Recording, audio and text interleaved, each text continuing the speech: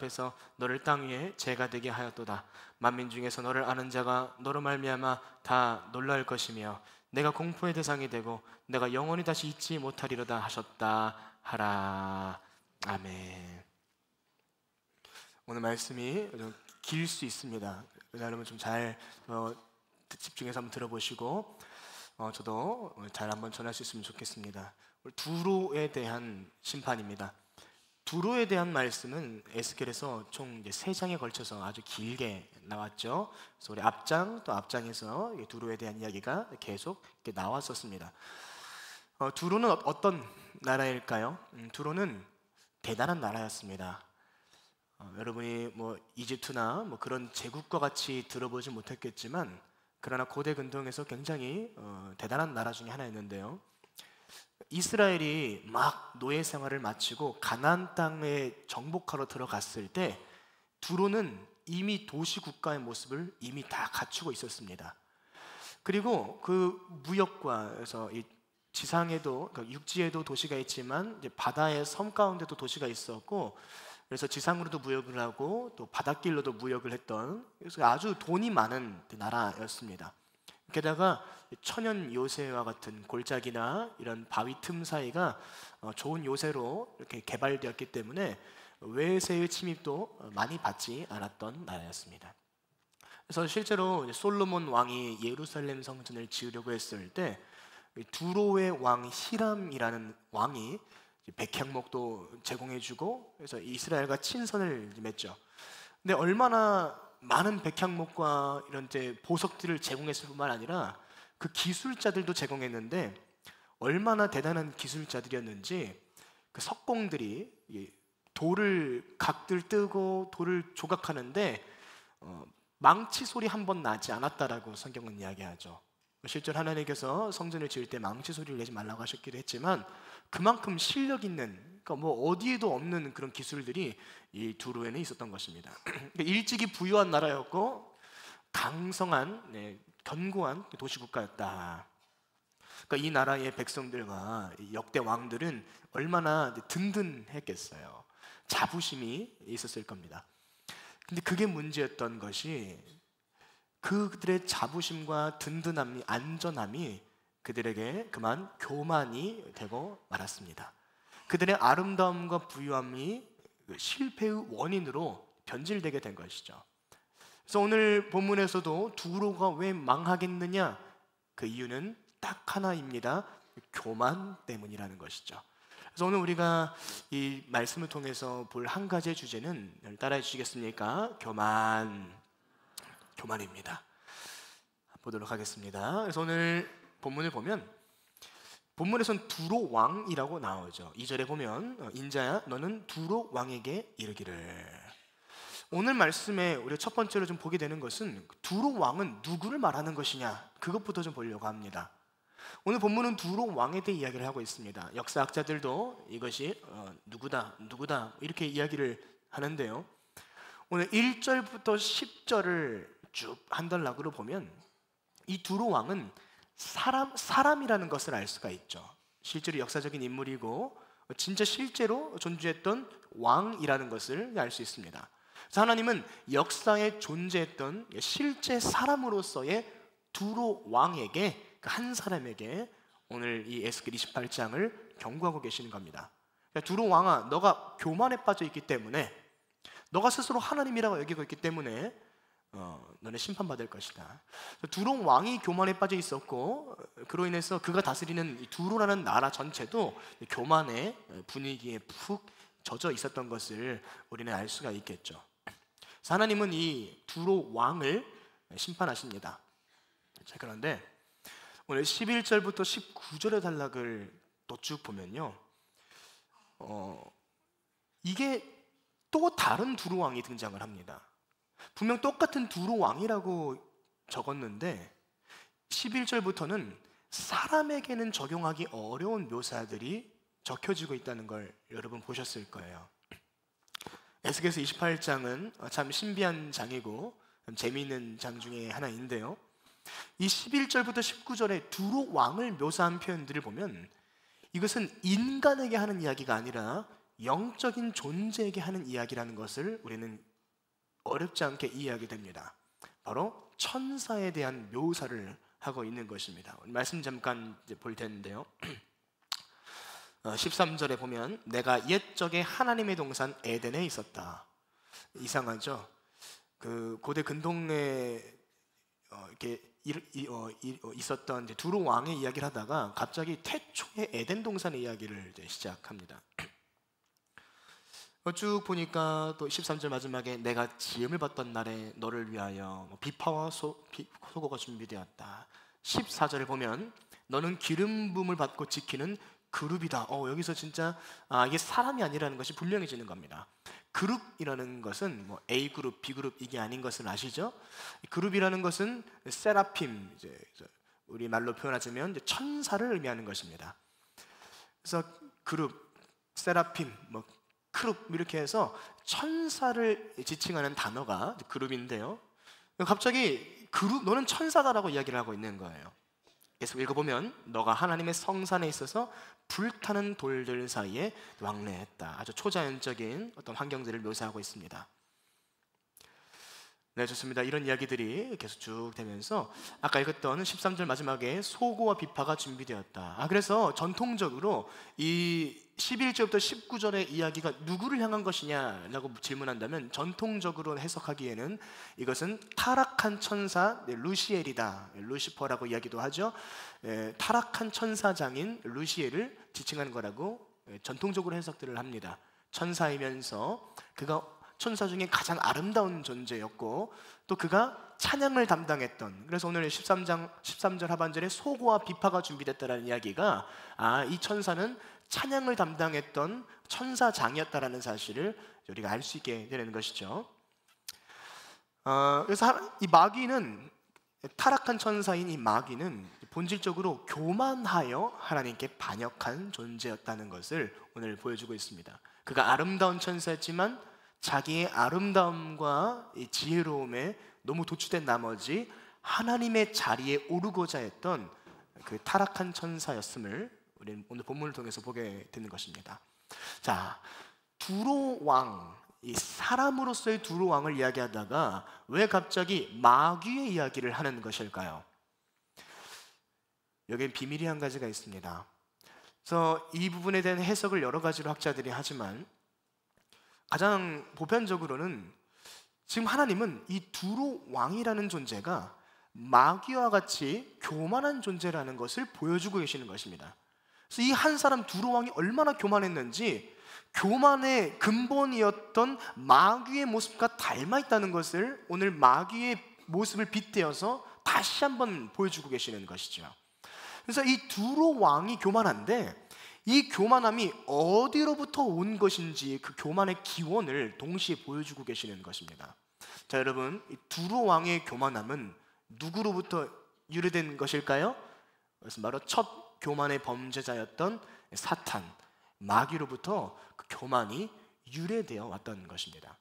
그래서 두로 왕이라고 하는 이 한 사람은 그 안에 마귀가 역사하는 사람이었고, 그리고 마귀의 친구와도 같은 아주 닮은 사람이었다는 것입니다. 여러분, 이것은 두로 왕의 이야기만은 아닙니다. 이것은 모든 죄된 본성을 가진, 죄악의 본성을 가진 모든 인간에게 해당하는 이야기라고 우리 말할 수 있습니다. 요한복음 8장 44절에 같이 한번 읽어볼까요? 시작.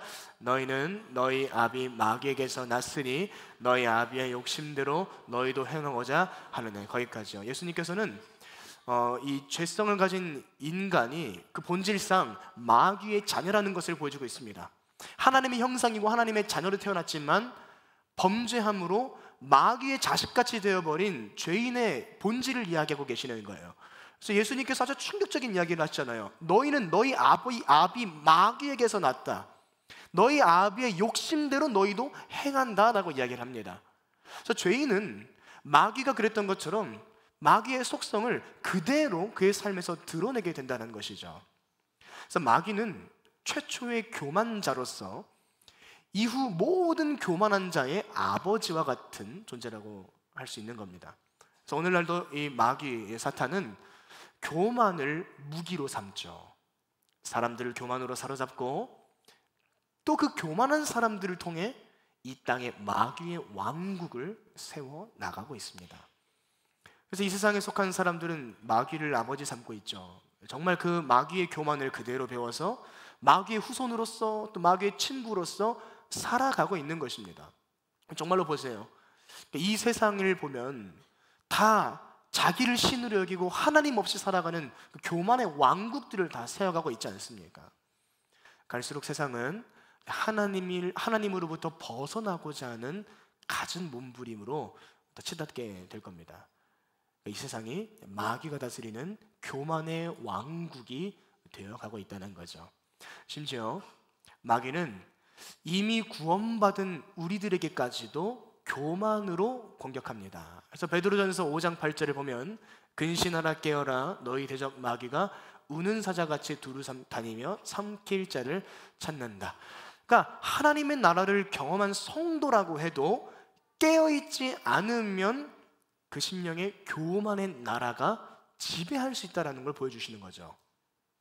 하나님의 나라가 아니라 교만의 나라를 살아가는 성도들이 있다라는 거예요. 그래서 마귀를 친구로 삼고 살아가는 기독교인들이 있다라는 것이죠. 있겠습니까? 없겠습니까? 성경은 있다고 얘기를 합니다. 너희가 깨어있지 않으면 삼켜질 것이다. 성경은 심지어 이렇게도 말씀했습니다. 디모데전서 5장 15절에 같이 읽을까요? 시작. 이미 충격적인 이야기예요. 교회를 다니는데 이미 사탄에게 돌아간 자들도 있다고 이야기하는 겁니다. 이미 마귀에게 그 생각과 마음이 점령당해서 마귀의 나라, 그 교만의 왕국으로 완전히 돌아간 성도들도 있다고 이 디모데전서는 이야기하고 있는 겁니다. 물론 우리는 교리적으로는 영혼의 구원을 뺏기지 않는다고 우리는 믿고 있죠. 그것은 교리적인 이야기입니다. 그러나 중요한 것은 오늘 하나님의 나라를 살아간다는 성도들이 정말 하나님의 나라를 살아가고 있느냐? 그러세요? 아니면 교만의 나라요 마귀의 나라를 살아가고 있느냐 하는 문제는 우리의 교리의 차원과는 정말 다른 차원이라는 것을 보게 돼요. 나 교회 다녔고 예수 믿었으니 구원 받는다라는 어떤 교리의 차원보다는 우리 현실의 삶에서는 성도들이 마귀의 나라요 교만의 왕국에서 살아가고 있다는 것입니다. 교만이라는 단어를 히브리어로 단어를 세어보면 10개의 단어가 넘는다고 합니다. 한국말로는 교만이 하나인데 교만을 나타내는 히브리어는 10개를 넘어선다는 거예요. 그러니까 하나님께서 이 인간의 수많은 교만의 모습을 10개가 넘는 단어로 표현하셨다는 것입니다. 다시 말하면 인간은 교만의 박물관이라고도 할 수 있죠. 그 인간의 마음속으로 들어가 보면 아주 갖가지의 교만들이 전시가 되어 있는 거예요. 우리는 나 자신을 보면 인간이 얼마나 교만할 수 있는 존재인지를 우리는 깨닫게 됩니다. 자, 여러분, 오늘 본문의 두로왕은 누구일까요? 그것은 두로왕 인물 한 사람이기도 했고 또 그의 기원인 사탄 마귀이기도 하지만 오늘 본문의 두로왕은 다름 아닌 나 자신인 겁니다. 내가 바로 두로왕이에요. 나야말로 하나님의 나라로, 그 나라로 초청받은 성도들이지만 마치 여전히 이 교만이라는 여건을 들고 마귀의 나라로 자꾸 들어가려고 애를 쓰는 그런 성도, 그게 바로 나 자신이 아니겠습니까? 로마서 14장 17절은 이렇게 말씀했습니다. 하나님의 나라는 먹는 것과 마시는 것이 아니요 오직 성령 안에 있는 의와 평강과 희락이라. 나는 지금 성령이라는 그 통로를 통하여 의와 평강과 희락을 누리고 있습니까? 그렇다면 여러분은 지금 하나님의 나라를 누리고 있는 거예요. 그러나 오늘 여전히 교만함을 통로로 마귀의 나라를 헤매고 있지는 않느냐? 지금 나는 하나님의 나라를 걷고 있습니까? 마귀의 나라를 걷고 있습니까? 오늘 교리 같은 거 다 내려놓고요, 진짜 나의 삶과 내 심령은 어느 나라에 속한 것처럼 살아가고 있느냐? 오늘 첫 번째 이야기를 정리할까요? 여러분, 깨어나야 합니다. 너희가 깨어서 정신을 차리지 않으면 마귀가 우는 사자와 같이 그 교만의 나라로 잡아갈 것이기에 오늘 이 자리에 있는 우리 모두는 이 말씀을 듣고 정신을 바짝 차려야 하는 것이죠. 오늘 깨어있지 못하고 방심하면 나도 모르는 사이에 두로가 나를 노예 삼기 시작할 겁니다. 오늘 우리 가운데 두로 왕과 같은 교만의 덫에 빠져 있는 사람들이 있다면 오늘 말씀을 통해서 또 성령을 통해서 우리를 깨닫게 해주시고 참 회개로 이끌어 주시는 그런 축복이 우리에게 있었으면 좋겠습니다. 그리고 첫 번째로 본 것은 두로 왕이 누구냐의 문제였습니다. 그것은 바로 다른 말이 나 자신이라는 것이죠. 그럼 이제 우리가 말씀을 통해 더 깊게 들여다보기 원하는 것은 뭡니까? 그럼 내 안에는, 내 내면에는 그 교만의 나라, 그 두로라는 왕국이 내 내면에 어떻게 자리 잡고 있느냐? 나의 내면은 어떻게 두로의 왕과 같은 모습으로 변화되고 있느냐? 그것을 진단해 보기를 원하는 것입니다. 오늘 이 두로 왕의 모습, 그리고 그의 조상뻘 되는 이 마귀의 교만함을 우리가 말씀을 통해서 살펴보면서 우리 안에 숨어있는 마귀의 나라요, 어떤 교만의 왕국을 우리가 발견하기를 바랍니다. 교만한 사람, 마귀를 친구로 삼은 사람, 그 교만한 사람의 한 가지 특징이 있다면 모두가 공통적인 특징을 갖고 있는데 그건 바로 착각 속에서 살아간다는 것입니다. 두로 왕은 교만에 빠져서 몇 가지의 착각 속에 빠져 살았습니다. 우리 두로 왕을 보면서 교만한 사람이 어떤 착각에 빠지는지 우리 몇 가지로 좀 볼 것입니다. 교만한 사람은 어떤 착각에 빠지게 될까요? 오늘 우리 2절을 우리 한번 같이 큰 목소리로 읽어보도록 하겠습니다. 시작. 인자야, 너는 두로 왕에게 이르기를 주 여호와께서 이같이 말씀하시되 내 마음이 교만하여 말하기를 나는 신이라 내가 하나님의 자리 곧 바다 가운데 앉아있다 하도다. 거기까지요. 여러분, 교만한 사람의 첫 번째 특징은 자기를 신으로 착각한다는 것입니다. 어떤 사람이 자기를 신으로 주장한다면 우리는 그 사람 미쳤다고 하고 사이비라고 하겠죠. 근데 놀랍게도 모든 인간은, 어떤 교주 같은 사람들만이 아니라 모든 인간은 다 자기를 신이라고 착각합니다. 이전에서 두로 왕이 그랬던 것처럼 나는 신이라고 믿고 살아간다는 거예요. 그래서 오늘날 모든 사람은 다 자기를 숭배하며 살아가는 겁니다. 다 자기를 숭배합니다. 왜곡된 자기 사랑에 빠져 있습니다. 자기 중심적인 인간의 모습을 포기하지를 못하는 거예요.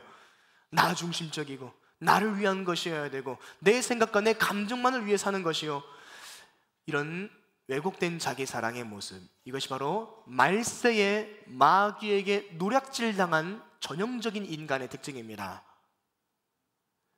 디모데후서 3장 1절부터 2절에 보면 너는 이것을 알라 말세에 고통하는 때가 이르러 사람들이 자기를 사랑하며. 말세에 고통하는 때가 이른대요. 왜 고통스럽습니까? 말세가 되는 만큼 최후가 가까울수록 이 사탄 마귀는 더욱 발악을 하기 때문이죠. 자기가 이제 무적행으로 들어갈 때가 다가올수록 더 많은 인간들을 죽이기 위해서 사탄 마귀가 발악을 합니다. 갈수록 인간에게 잔인한 공격을 퍼부을 거예요. 모든 인간은 그 마귀 아래에서 신음하며 고통하게 될 겁니다. 이 시대를 보세요. 정말로 그렇게 되고 있습니다. 마귀가 더 크게 왕노릇하는 이 말세에 그중 첫 번째 특징이 뭐라고 하는 겁니까? 우리 디모데후서에서 자기를 사랑한다라는 거예요. 뭐 살인하는 일이 많아질 것이고 음란한 일이 많아질 것이고 이렇게 말하지 않았고, 말세에 일어날 첫 번째 특징은 자기를 사랑하는 거라고 이야기합니다. 자기를 숭배하는 일이 많아질 거라는 거예요. 자기를 신으로 여기는 것입니다. 그 세상 어떤 것보다도 나를 우선으로 생각하는, 나를 사랑하는 것, 이것이 말세에 일어날 첫 번째 특징이라는 겁니다. 이것이 교만한 자들의 특징이죠. 두로 왕이 자기를 신으로 여겼던 것처럼. 여러분, 자기를 사랑하는 것을 당연하다고 생각하십니까? 자기를 사랑해야죠. 그러나 우리는 건강한 자기사랑과 오염된 자기사랑을 구별할 수 있어야 됩니다. 이게 정말 하나님의 형상인 나를 아끼는 사랑인지 아니면 나를 신으로 숭배하는 자기사랑인지 이걸 분별하기가 참 쉽지가 않아요. 오염된 자기사랑은 교만의 결과일 뿐입니다. 그리고 이 세상이 오염된 자기사랑에 많이 빠져 있어요. 야, 너 마음 가는 대로 하고 너가 좋아하는 것이 제일 좋은 것이라는 이런 카피라이트는 이제 아주 전형적인 것이 됐습니다. 우리 학생 여러분들도 많이 계신데, 우리 학생 여러분들 가운데 어쩌면 나의 친구들 가운데 졸업하면 교회를 떠날 것이다 그렇게 말하는 선배들도 있었을 것이고, 어쩌면 지금 여러분 친구 가운데도 있을지 모르겠습니다. 근데 왜 그럴까요? 내 마음대로 살지 못하게 방해하는 모든 것 버려야겠다라는 오염된 자기사랑에 빠져있기 때문에 그래요. 나 졸업하면 이제 교회 안 나올 거야. 여러분, 오염된 자기사랑에 빠져 있는 것입니다. 그러니까 교회와 성경과 심지어 하나님이 나에겐 너무나 족쇄처럼 느껴지는 거죠. 오늘 우리 안에 있는 오염된 자기사랑이 우리에게 그런 오해들을 불러일으키고 있습니다. 우리 학생 여러분들 가운데 이제 졸업하면 교회도 빠빠이 하겠다는 친구들이 있으면 너 지금 우상 숭배하고 있는 거야 그렇게 이야기를 해주세요. 너를 신으로 생각하고 있는 거야. 학생뿐만이겠습니까? 나는 이제 신앙의 굴레를 벗어 던지고 싶어. 오염된 자기사랑입니다. 모든 사람들이 다 자기중심적인 사고 속에서 살아가죠. 더 이상 희생과 이타심은 찾아보기 힘들어지고, 심지어 희생과 이타심도 자기 유익을 위한 처세술로 둔갑되는 시대가 오늘날인 것 같습니다. 내가 중심이고 내가 최우선이기 때문에 이웃을 속이고 이웃을 착취합니다. 내가 중심이기 때문에 인간을 성적인 대상으로만 바라봅니다. 내가 중심이기 때문에 타인을 이용할 대상으로만 보는 거예요. 내 행복이 중심이기 때문에 나의 쾌락을 위해 먹고 마시고 경험하는 것을 최고로 여기는 것이죠.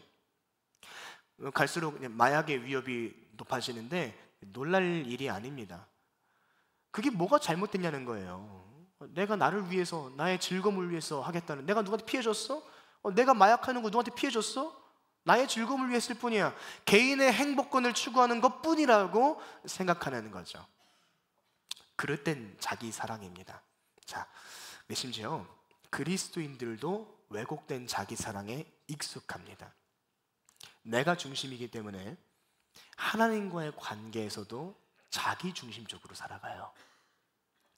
그리스도인들은 한 번 죽은 사람들이죠. 믿으시기 바랍니다.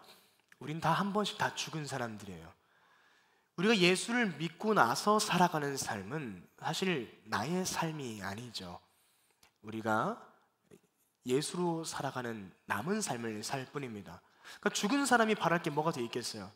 남은 삶은 나로 사는 게 아니라 내 안에 그리스도로 사는 것입니다. 우리의 남은 삶은 나를 사랑하기 위해 사는 것이 아니라, 아멘입니까? 아멘이시길 바랍니다. 내 남은 삶은 나를 사랑하기 위해 사는 것이 아니라 이미 나를 사랑해서 목숨을 버리신 예수님만을 사랑하기 위해 사는 것입니다. 아멘입니까? 이게 우리 그리스도인의 삶이라는 거예요. 나를 사랑하기 위해 사는 삶이 아니라 예수를 사랑하기 위해서 몸부림치는 겁니다. 그러나 여전히 우리는 우리의 삶을 정의하기를 나를 위한 삶이라고 정의를 하는 거예요. 내 삶을 하나님께 드리기 위해 살아간다고 정의하지 않습니다. 반대로 정의하고 있어요. 하나님이 내 삶을 위해 존재하신다. 여기에 아멘하고 싶은 분들이 많을 겁니다. 지금 나한테 없는 돈, 지금 나한테 없는 사랑, 지금 나한테 없는 좋은 관계와 좋은 사회적인 평판과 자녀들이 좋은 대학 가는 거, 지금 그것을 위해 하나님이 존재하신다고 믿고 있는 거예요. 그래서 어떻게 해요? 이런 게 없으면 하나님 나는 왜 이런 게 없냐고 원망하기 일쑤인 것입니다. 왜? 인생이 바뀌어져 있는 거죠. 하나님을 사랑하기 위해 사는 것이 아니라 나를 사랑하기 위해 하나님을 이용하고 있기 때문입니다. 그러니까 오늘 우리 마음에 주님 왜 난 이게 없어요? 왜 난 이게 없어요? 라고 말하는 그 마음 중심에는 왜곡된 자기 사랑이 있다는 것을, 나를 신으로 섬기고 있다는 마음이 있는 것을 우리가 발견해야 된다는 거예요. 여러분, 신앙의 성장이란 게 뭘까요? 더 많은 방언을 말하고 더 많은 봉사를 하는 게 신앙의 성장입니까? 우리 학생 여러분들 초등학교 1학년 때부터 고등학교 3학년 대학생 이르기까지 교회에 눌러 앉아 있는 겁니까? 신앙의 성장은 그런 게 아니에요. 진짜 신앙의 성장은 날이 갈수록 내 사소한 것까지 하나님의 것으로 드려지는 것 아니겠습니까? 내 것은 하나도 없습니다라는 우리의 고백이 날마다 더 진정성 있는 고백으로 바뀌어져 가는 것. 오늘 주님 참 내가 주님께 다 못 드립니다. 내일은 더 드려지고, 이렇게 이 고백의 진정성이 더해지는 것이 우리 신앙의 여정이라는 겁니다. 그러나 돌아보면 우린 여전히 내 것을 움켜쥐고 있죠. 내 마음 깊은 곳에 나의 행복이, 나의 욕망이, 나의 욕구들이 가득하고 그것을 만족시키기 위해서 우리는 살아갑니다. 보세요, 우리 교회에서도 우리는 하나님의 것입니다, 나의 모든 것을 하나님께 드립니다 라고 말하면 저를 포함해서 우리 모두가 아멘 하지만 실제로는 잘 드려지지가 않는 거죠. 주일에 헌금하는 것도 그렇게 아까울 수가 없어요. 열방으로 나가고 선교지로 가자고 하면 나는 못 간대요. 물론 하나님의 때와 부르심의 모습과 장소는 각자 다른 것이지만, 그러나 솔직히 내 마음의 중심을 돌아보면 여전히 이것만큼은 이라는 마음이 남아있지 않느냐는 거예요. 정말 나를 다 드리지 못하는 이것만큼은 이라는 그 자기 사랑이 있지 않냐는 겁니다. 우리 책들을 좀 보면 신앙서적 가운데 그 위대한 신앙의 위인들, 그런 전기들이 있잖아요. 유명한 목사님들, 위대한 선교사님들, 또 훌륭한 평신도들의 삶이 담겨있는 책들이 있잖아요. 이런 책들을 보면서 귀감을 받는 건 참 좋은 일인데 자칫하면 그 성도의 모습이 그런 책으로만 남을 수 있겠더라고요. 마치 박물관에 전시된 보석 마냥 구경하다 끝나는 거예요. 대단한 삶을 살았구나, 그리스도께 다 드렸구나, 야 이렇게 목숨까지 드렸구나. 그러나 나는 그런 삶을 살아야겠다라는 헌신으로는 이어지지 않죠. 우리 기독교에는 이런 성도들이 있다라고 자랑만 하다가 끝나더라는 겁니다. 오늘 우리 안에 오염된 자기 사랑이 있다면, 하나님보다 나를 더 사랑하고 있는 것이 있다면, 오늘 그것이 우상 숭배요 나를 신으로 여기는 교만이라는 것을 우리가 깨달아야 되겠습니다. 신앙생활을 하면 할수록 이걸 깨닫는 것 같아요. 난 진짜 우상 숭배자구나, 난 진짜 나를 신으로 섬기는구나. 자, 이처럼 우리의 삶을 하나님께 다 드리는 이 성화의 과정이 중단되면 우린 자연스럽게 모든 의사결정을 내 입맛대로 하기 시작합니다. 우리 첫 번째 뭘 보고 있습니까? 교만의 첫 번째 현상이 나를 숭배한다는 것입니다. 그 나를 숭배하는 것의 첫 번째는 나를 사랑하는 것이고, 그 두 번째는 모든 것을 내 뜻대로 결정한다는 것입니다.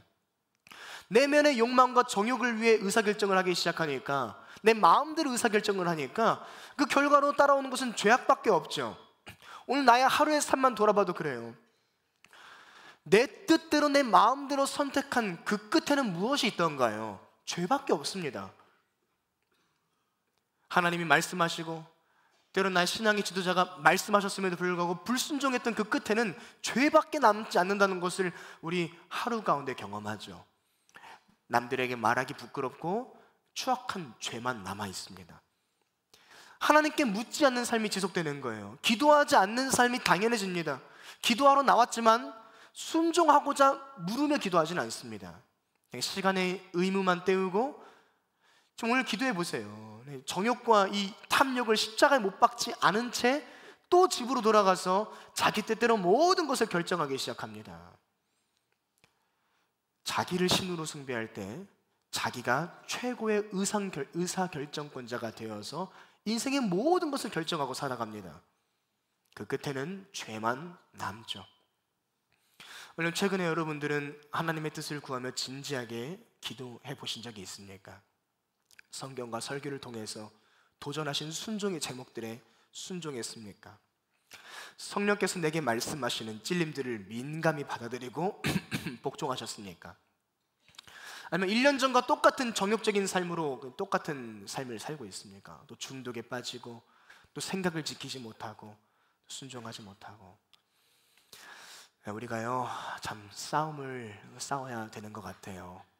나를 신으로 섬기고 내 마음대로 하려고 하는 이 나 자신이 정말 하나님께 복종하게 우리는 싸워야 합니다. 어떤 시를 우연히 읽게 됐습니다. 시편은 아니고 누가 쓴 시인데요, 제목은 자신입니다. 읽어드릴게요. 자신과의 싸움에서 매번 지는 나를 보고 나 자신이 강하다는 걸 다시 한번 느낍니다. 이렇게 시를 썼더라고요. 나를 그리스도께 복종시키려고 매번 싸우지만 매번 지는 거예요. 여러분, 싸워야 합니다. 하나님께 결정권을 내어드리기 위해서 나를 복종시키는 싸움을 싸워야 합니다. 나의 정욕을 따르지 않고 하나님의 말씀을 따르는 복종의 싸움을 싸워야 되고요, 두려움에 떠밀리지 않고 믿음으로 하나님께 순종하는 순종의 싸움을 싸우셔야 돼요. 오늘 싸우고 계세요? 죄와 싸우기 위해서 피를 흘리셨는지, 오늘 저의 자신에게 하는 이야기입니다. 두려움 가운데 믿음의 방법을 포기하지 않기 위해서 그리스도를 굳게 붙잡았는지, 오늘 그렇게 싸우기 위해서 나 자신이라는 우상을 기도로 깨트리며 십자가 앞으로 오늘 나아가고 있는지, 오늘 이 예배가 그런 우상들을 깨트리는 예배가 되어야 되지 않겠습니까? 나를 신으로 섬기는 사람은 세 번째로 칭송받기를 갈망합니다. 나를 신으로 섬기는 순간 칭찬받기를 너무 즐거워하는 사람이 돼요. 그러니까 우리 자신을 계속 지금 돌아보는 거죠. 다니엘서의 느부갓네살 왕이 그러했습니다. 자기가 칭송받기를 기뻐했고, 사도행전의 헤롯 왕은 사람들이 그에게 이것은 신의 목소리요 라고 말하는 그 칭송을 즐겁게 받아들였다가 결국 죽고 말았습니다.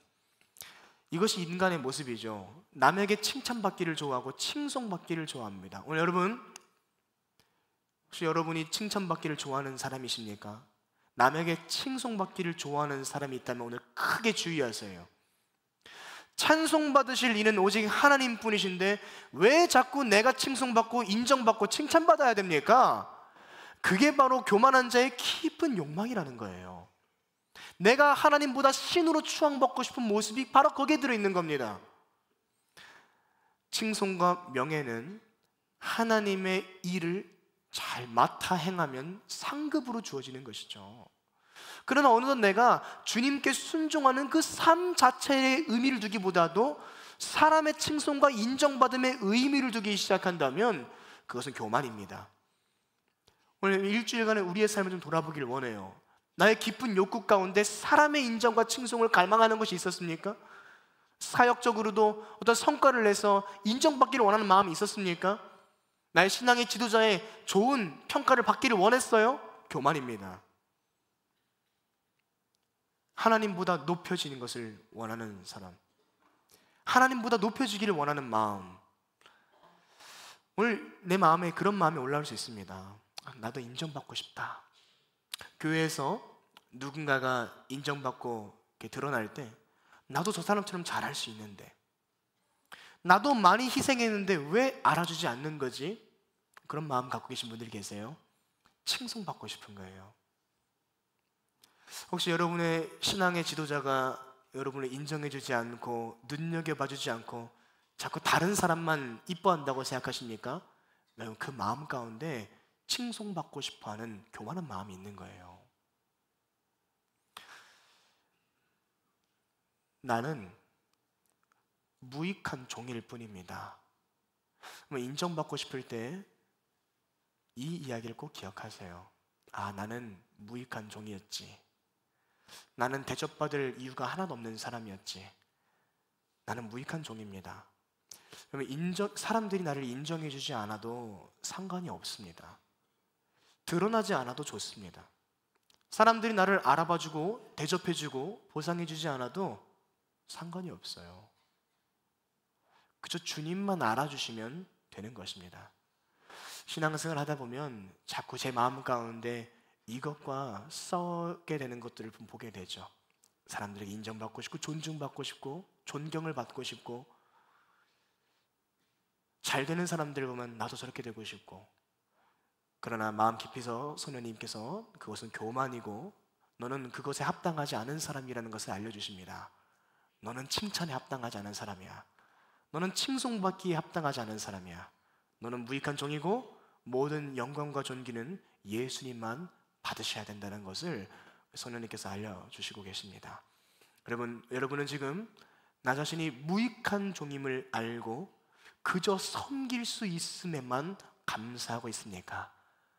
아니면 나를 인정해주지 않는 그 어떠한 평가 가운데에서 마음 아파하고 있습니까? 자, 정리할까요? 이것이 교만한 자의 첫 번째 특징입니다. 자기를 신으로 높이고 싶어하는 우리의 모습이었습니다.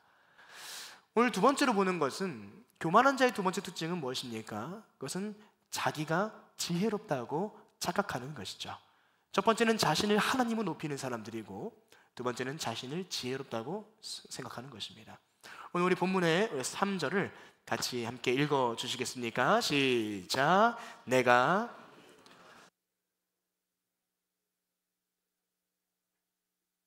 이 두로 왕은 자기가 다니엘보다도 지혜롭다고 착각했다고 합니다.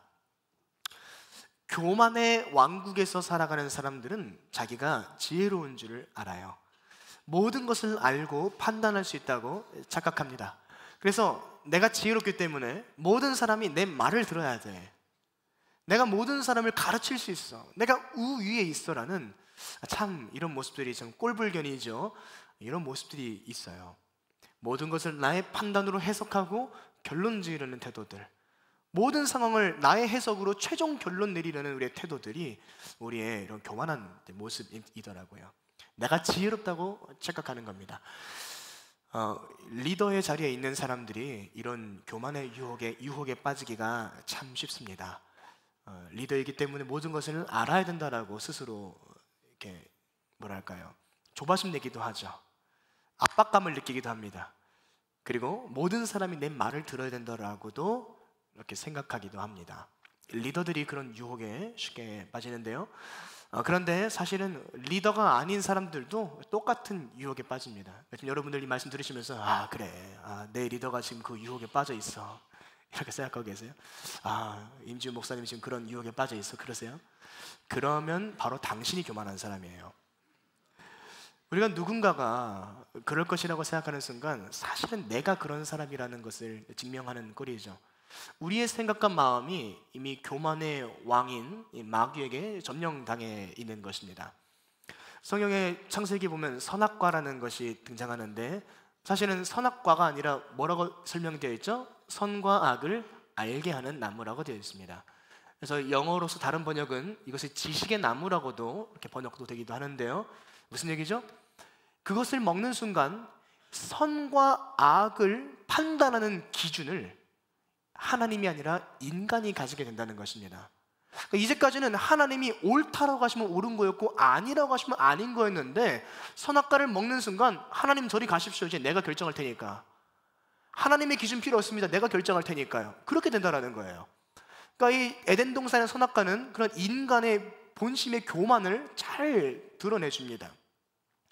선과 악을 내가 정의 내리고 정죄하고 판단하는 것입니다. 우리 자신을 보면 그것이 잘 드러나요. 처음 신앙생활하고 처음 은혜 받았을 때는 배우는 대로 신앙생활을 합니다. 말씀이 가르쳐주는 대로, 나의 멘토자가 가르쳐주는 대로 선과 악을 그대로 따라가죠. 내 신앙생활 연차가 오래될수록 점점 내가 기준을 가지고 오기 시작합니다. 물론 우리가 바른 기준을 소유하는 것은 좋은 것인데요, 문제는 그것이 교만에서 비롯될 때 문제가 됩니다. 그래서 이렇게 선과 악을 판단하는 자기 지혜를 믿는 교만이 들어올 때에 그 다음으로는 자기 확신이라는 우상이 자리 잡기 시작합니다. 나는 지혜로워. 그 교만은 자기 확신이라는 우상을 따라가게 돼요. 나는 하나님을 알고 있어. 나는 복음을 알고 있어. 내가 틀릴 리가 없어. 왜냐하면 나는 성경을 기반으로 생각하고 있기 때문이야. 우리 모두에게 자기 확신이라는 우상이 생기더라고요. 그러나 여러분, 오르신 분은 언제나 하나님밖에 없습니다. 우리가 옳다고 생각하는 어떤 주장들은 어느 순간엔 반드시 틀린 것이 되고 맙니다. 나의 말과 주장이 불변의 진리인 경우는 세상에 없습니다. 우리가 교만을 틈타서 자기 확신을 우상숭배하기 시작하면 그 뒤로 뭐가 따라오는 줄 아세요? 분쟁이 따라와요. 자기 확신에 사로잡힌 사람들은 그들이 가는 곳마다 분쟁을 일으킵니다. 오늘날 교회 안에서 분쟁이 일어나는 이유가 바로 이 교만과 자기 확신의 우상 때문이에요. 제가 어제 참 안타까운 기사를 봤어요. 어떤 교회인지 모르겠는데 어떤 분당의 어떤 교회에 성도들끼리 난투극이 일어났대요. 근데 자세히 읽어보니까 난투극은 아니고 그냥 한 사람 정도가 폭행을 당한 거였어요. 그것도 끔찍한 일이죠. 난투극이 일어나서 경찰들이 교회에 들이닥쳤는데 경찰이 한두 사람은 안 되니까 20명 이상 경찰이 들이닥쳤다라는 거예요. 왜 싸웠는 거 보니까 새로운 목사님을 선임하는 문제로 싸웠다는 겁니다. 그래서 그 기사를 보면서 일단 너무 안타깝고 또 하나는 부끄러운 거예요. 그런 일로 싸워가지고 그 세상에 손가락질을. 그래서 아래 댓글로 누가 그렇게 썼더라고요. 누가 댓글로 이렇게 썼어요. 서로 주님께 먼저 보내드리려고 했나 보다. 저도 좀 피식했지만 마음이 안타까웠습니다. 근데 제가 확신하는데요, 아마 그 교회의 그 싸움에 참여한 모든 성도들은 다 하나님의 이름으로 싸웠을 겁니다. 다 교회를 사랑한다고 말하면서 싸웠을 겁니다. 이것이 하나님의 뜻이라고 말하면서 싸웠을 거라는 거예요. 모든 성도가 다 복음과 공의와 사랑과 예수 그리스도를 위해서 싸운다고 말했을 겁니다. 이게 바로 자기 확신이 가져오는 분쟁이라는 비극이에요. 우리 믿는 자들이 믿음의 확신을 가지는 것은 필요한 일이죠. 확신 위에 서서 믿음의 길을 걸어가는 것은 귀한 일입니다만, 그러나 나의 지혜를 믿는 교만에서 출발된 왜곡된 자기 확신은 반드시 문제를 일으킵니다. 오늘 우리 많은 믿는 자들이 이 자기 확신의 우상에 빠져서 답이 없는 문제를 가지고 다투는 일들이 얼마나 많은지 몰라요. 얼마나 많은지 몰라요.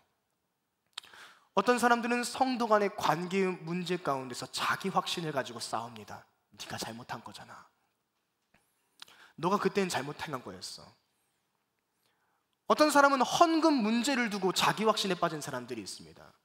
제가 몇 년 전에 어떤 한 분이 제게 상담을 해왔는데, 제가 상담을 해주고 이야기 들어보는데 교회 법도 모르고 아무것도 모르고 저에게 이렇게 질문하시더라고요. 이해는 됐어요. 그러나 그릇된 자기 확신인 거죠. 내가 볼 때는 이렇게 헌금이 쓰여져야 되는데, 내가 볼 때는 이렇게 돼. 그래서 어떤 분들은요, 일주일에 한 번씩 재정보고를 왜 안 하냐고 하고요, 어떤 분들은 한 달에 한 번씩 왜 재정보고를 안 하냐 그러고, 어떤 분들은 분기에 한 번씩 안 하냐고 물어봅니다. 그럼 뭐가 성경적인 것이죠? 다 자기 확신에 차 있어요. 그리고 늘 이렇게 말하더라고요. 내가 아는 복음은 이런데 라고 말을 시작합니다. 이런 얘기 들어보셨어요? 내가 아는 예수님은 이런데. 어떤 사람은 교회의 치리의 문제를 가지고 그렇게 이야기합니다. 누구를 왜 사랑해 주지 않습니까? 왜 누구를 징계하지 않습니까? 내가 아는 복음은 이런데. 각자 모든 성도들이 교만과 자기 확신에 빠져서 오늘날 교회를 분열시키고 있습니다. 교회를 힘들게 하고 이웃 성도를 시험에 들게 하며 주님의 나라를 교만의 나라로 대체하고 있는 거예요. 오늘 제가 다양한 예시를 들지는 않겠지만 우리 자신이 스스로 돌아봐야 될 문제라고 생각합니다. 우리가 예수의 이름을 걸고 행하는 많은 싸움들이 자기 확신의 우상을 따르는 싸움이라는 것을 왜 알지 못하나요?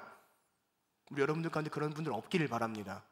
교회에서 진짜 위험한 사람이 누군지 아세요? 아까도 말씀드렸지만 내가 아는 복음은 이렇다, 내가 아는 예수님은 저렇다, 이렇게 말하는 사람들이 가장 위험한 사람들이에요. 자기만의 복음과 자기만의 예수님 가지고 남을 비방하고 정죄하는 사람들 주의하시기 바랍니다. 아니 여러분, 누구는 복음을 모르고 누구는 예수님 모릅니까?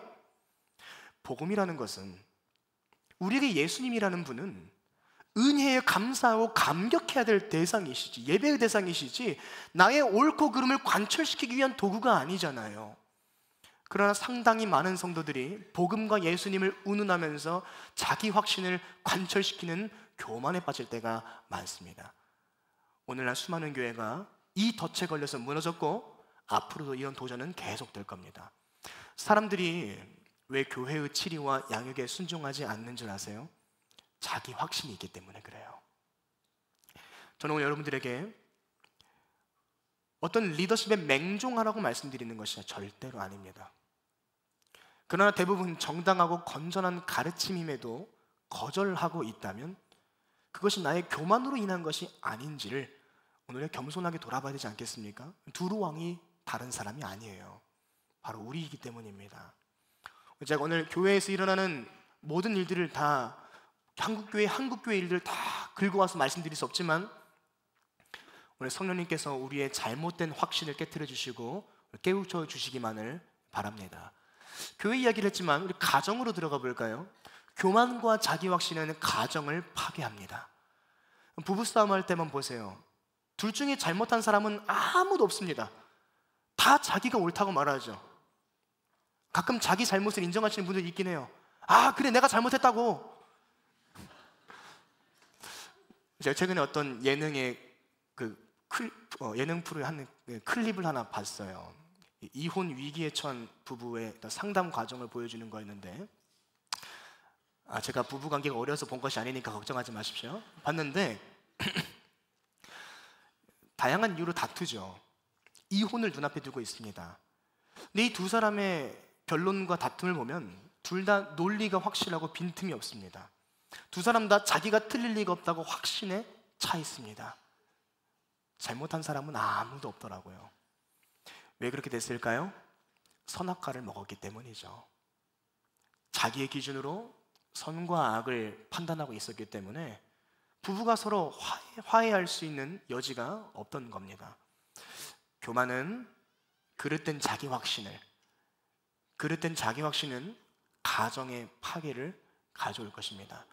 오늘 우리 예인의 많은 가정들 가운데 다툼이 있는 가정들이 혹시 있다면 교만의 문제를 오늘 십자가 앞에 못 박으시기를 바랍니다.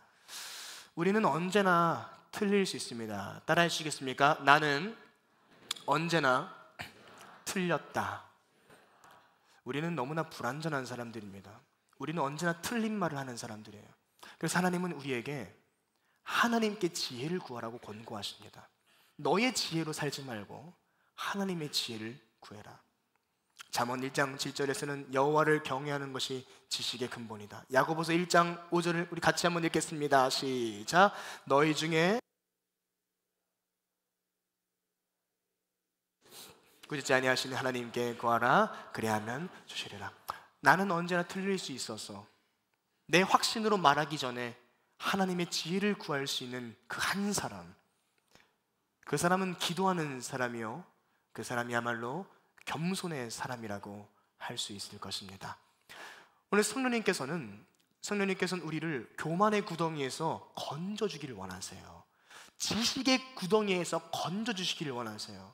우리가 밤낮으로 하나님의 지혜를 구하면서 기도해야 될 겁니다. 주님, 우리가 주님께 묻지 않고 내가 하나님이 되어서 판단하는 이 교만의 늪에서 주님 나를 건져 주십시오. 오늘 여러분 기도하는 가운데 우리의 헛된 자기 확신과 나의 그릇된 옳음을 포기할 수 있는 은혜가 있으시기를 축복합니다. 오늘 기도함 가운데 성령님께서 너가 틀렸다라는 음성을 꼭 들려주시기를 전 정말로 사모하고 바랍니다. 그래서 우리 모두가 내가 틀렸고 내가 잘못했다고 고백하면서 진정한 연합과 하나됨을 가정과 교회 가운데 맛보시기를 바랍니다. 교만한 자의 세 번째 특징은 물질의 소유를 자아상으로 착각한다는 것입니다. 오늘 본문의 5절을 보면 내 큰 지혜와 내 무역으로 재물을 더하고 그 재물로 말미암아 내 마음이 교만하였다. 재물로 말미암아 마음이 교만해졌다고 합니다. 두로왕은 그의 물질의 소유에 따라 자아상이 좌우되는 사람이었습니다. 돈이 많을 때는 콧대가 높아지고 돈이 적을 때는 자기를 낮춰보는 그런 심성의 사람이었고 우리 모두가 그럴 것입니다. 이 두 가지 경우 다 교만이죠. 왜냐하면 나는 하나님의 자녀요 그리스도가 내 안에 계시다는 이 사실이 자아상이 되지 못한 사람들이기 때문입니다. 나의 자아상을 하나님께로 받은 사람들이 아니라 나의 소유의 많고 적음의 자아상을 두었기 때문에 그들은 교만의 뿌리에 자아상을 둔 사람들이라고 할 수 있습니다. 소유가 많으면 누구보다도 교만해져서 자신이 잘난 사람인 줄 압니다. 소유가 적어지면 누구보다도 불쌍한 사람이라고 말하면서 나를 위해 죽어주신 예수님을 욕되게 합니다. 그 마음 안에 무엇이 채워져 있는 것입니까? 맘몬신이 자상으로 채워져 있는 사람인 것이죠. 맘몬에게 붙잡혀서 자유롭지 못한 사람들입니다. 다 우리의 이야기 아니던가요? 돈이 많으면 자신이 있고 돈이 없으면 자신감이 없는, 돈이 없으면 나를 불행하다고 여기는 맘몬에게 자상이 붙잡혀 있는 사람들. 이런 사람들이 갑자기 돈이 생기면 어떻게 되겠습니까? 금세 교만해져서 하나님을 떠나는 것입니다. 비단 재물뿐만이 아니라 내 삶에 얻어진 모든 성공의 결과들, 우리는 그 성공의 원인을 어디에 돌리고 있습니까? 혹시 우리 가운데 자수성가라는 말을 좋아하시는 분 계세요? 나는 자수성가한 사람이야. 틀린 말입니다. 내 힘으로 한 것은 아무것도 없습니다. 다 하나님이 하신 것이죠. 오늘 여러분의 어떤 조건에 따라서 자상이 좌우되시는 유약한 심령의 사람들이 계시다면, 돈이 없습니까? 애인이 없습니까? 자녀가 없습니까? 집이 없습니까? 그것에 따라서 내 자아상을 좌우하고 계시다면 여러분, 우리 안에 있는 은밀한 교만을 깨달아야 합니다. 이제 우리의 조건에 나의 자아상을 두는 게 아니라 오직 나를 자녀 삼아주신 하나님 한 분만으로 내 자아상을 채우는 우리들이 되기를 바랍니다. 지금까지 우리의 교만한 모습이 어떻게 뿌리 있게 내려있는지를 몇 가지로 좀 살펴보았습니다. 다양하게 나눴는데 여러분 각자가 더 깊은 삶에 적용해서 좀 깨달으셨으면 좋겠어요. 오늘 마지막으로 그래서 하나님은 이 교만의 나라 두루를 반드시 깨트리십니다. 교만한 자의 비참한 최후를 주세요. 오늘 7절 한번 우리 같이 읽어볼까요? 시작. 그런즉 내가 이방인 곧 여러 나라의 강포한 자를 거느리고 와서 너를 치리니 그들이 칼을 빼어 내 지혜의 아름다운 것을 치며 내 영화를 더럽힌다. 내가 자랑했던 아름다운 것들을 하나님이 다 더럽히시겠다고 말씀하십니다. 실제로 우리 삶에서 교만의 조건들이 있죠. 돈을 의지했습니까? 돈을 더럽히실 것입니다. 사람을 의지합니까? 사람의 관계를 더럽히실 것입니다. 자녀가 나의 우상입니까? 자녀와의 관계에서 아픔을 경험할 수 있을 것입니다. 근데 이런 것들도 하나님께서 징계하시지만 저는 요즘 느끼는 것이 하나님이 우리의 신앙의 교만까지도 다루신다는 것을 보게 되죠. 우리가 신앙생활을 길게 할수록 은혜도 경험하고 많은 변화도 경험하고 선한 삶의 변화들이 있습니다. 때로는 거룩한 기름 부음도 주어집니다. 하나님과의 친밀함도 맛보게 하십니다. 영적인 능력도 막 부어주세요. 근데 문제는 우리가 그 순간조차도 교만에 빠지더라는 거예요. 하나님이 은사를 주신 건데 내가 하나님이 된 양, 하나님이 거룩함을 주신 건데 내가 거룩한 양, 내게 능력이 있다고 생각하면서 역시 나니까 하나님과 친밀하지. 하나님은 그럴 때 우리에게 신앙의 실패도 허락하십니다. 우리의 사역이 실패하기도 허락하시고요, 우리의 기도가 실패하기도 허락하시고 우리의 경건이 실패하기도 허락하시더라고요. 완전히 무너짐을 경험하게 하십니다. 그걸 깨닫게 하시죠. 너는 사람이지 신이 아니다. 너는 나 없이는 신앙생활조차 할 수 없는 존재라는 것을 하나님은 우리에게 가르쳐 주십니다. 8절에 보면 구덩이에 빠뜨리신다고 말씀합니다. 참으로 구덩이에 빠진 것 같은 인생의 순간들이 있습니다. 하나님이 여러분의 교만을 다루고 계시는 거예요. 9절을 보세요. 죽음을 앞두고서야 그제서야 내가 신이 아니었다는 것을 철저히 깨닫습니다. 하나님은 교만한 두루 왕에게 죽음이라는 방법을 통해서 그의 진짜 이름을 되찾아 주셨습니다. 너의 진짜 이름은 신이 아니라 인간이다. 죽음을 통해서 그가 한낱 인간에 불과하다는 것을 증명하시는 것이죠. 여러분, 죽음을 극복하시고 하나님으로 증명되신 분은 오직 예수 그리스도밖에 없음을 기억하시길 바랍니다. 우리 모두는 죽음 앞에서 한낱 인간이라는 것을 인정하게 될 겁니다. 오늘 보세요. 죽음보다도 못한 작은 문제가 있죠. 죽음보다 못한 돈의 문제, 죽음보다 못한 관계의 문제, 죽음보다 못한 질병의 문제 앞에 속절없이 무너지는 나를 보세요. 우리 그 앞에서 진짜 하나님을 겸손히 인정하게 되는 것입니다. 진짜 교만했습니다. 물질로 교만했고, 관계로 교만했고, 신앙생활로 교만했습니다. 죽음보다 못한 그 징계 앞에서 우리는 철저히 깨닫게 되는 것입니다. 오늘 적용해 보기를 원합니다. 여러분은 요즘 어떠한 겸손 수업을 받고 계십니까? 하나님께서 어떤 환경을 통해서, 어떤 실패를 통해서 우리를 겸손하게 하고 계시나요? 말씀을 좀 정리하겠습니다. 하나님은 교만의 나라를 반드시 깨뜨리십니다. 왜냐하면 그것이 하나님 나라가 하시는 일이기 때문에 그래요. 하나님의 나라가 여러분에게 임하시는 순간 우리 안에 있는 마귀의 나라는 철저히 깨부서지기 시작합니다. 인생의 고통스러운 광야는 그래서 찾아오는 것이죠.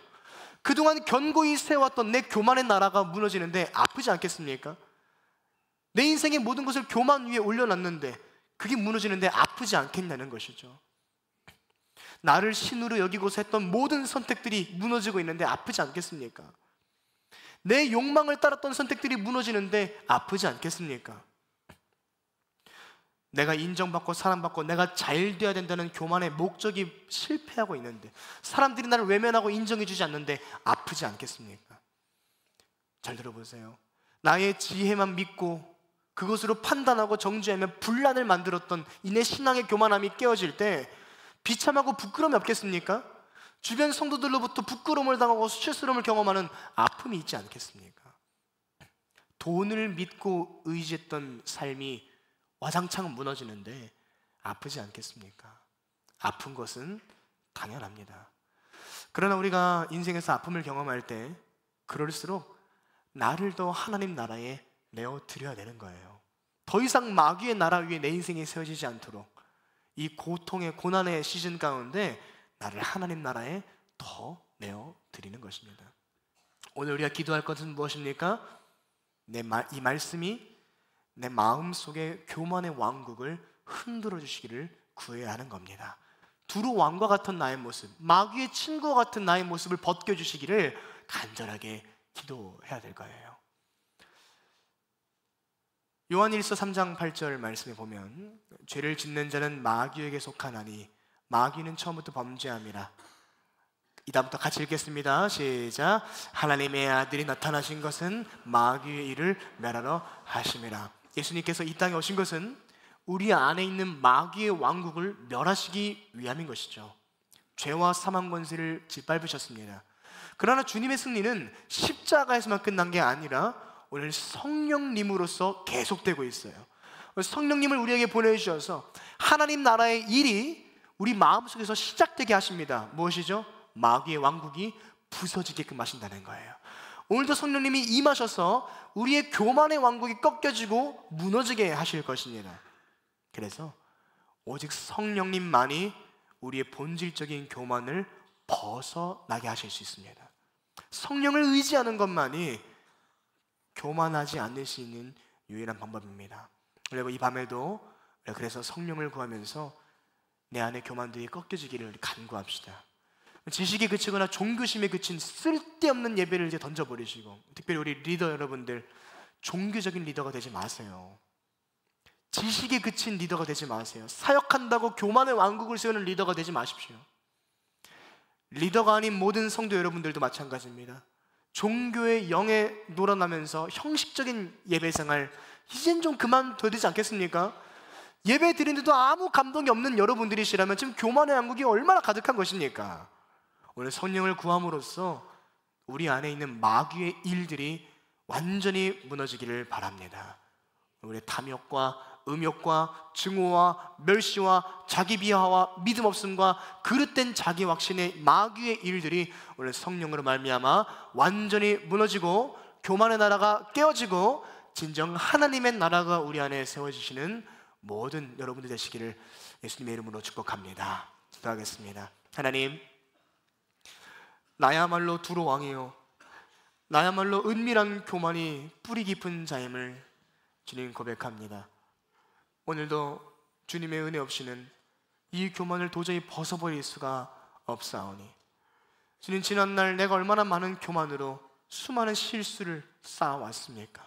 내 멋대로 살아왔으며 나의 그릇된 자기 확신으로 분열을 일으켰으며 주님, 이 모든 어려운 삶을 나 스스로 자초했음을 고백합니다. 하나님 용서해 주시고 오늘 이 밤 다시 성령을 부어주사 교만의 늪에서 빠져나와 진정한 하나님의 나라 위를 살아가는 귀한 우리들이 되게 하여 주시옵소서. 예수님의 이름으로 기도드립니다. 아멘.